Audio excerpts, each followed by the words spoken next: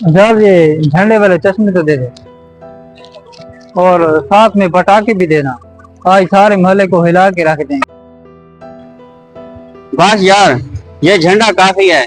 आजादी का मतलब शोर नहीं, शऊर है।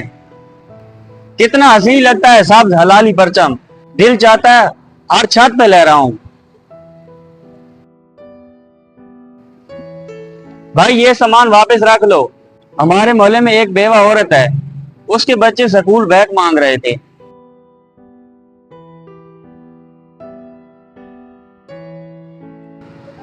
ये पैसे उनके काम आ जाएंगे।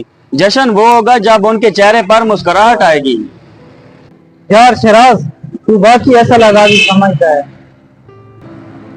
हम झंडे खरीदते हैं, आपने इंसानियत का परचम बुलंद कर दिया है।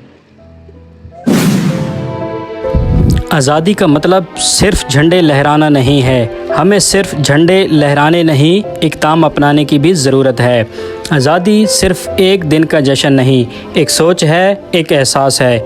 आएँ इस साल सिर्फ सब्ज़ झंडा ना उठाएं, बल्कि सब्ज़ सोच, इत्तेहाद, कुर्बानी और इंसानियत को भी बुलंद करें।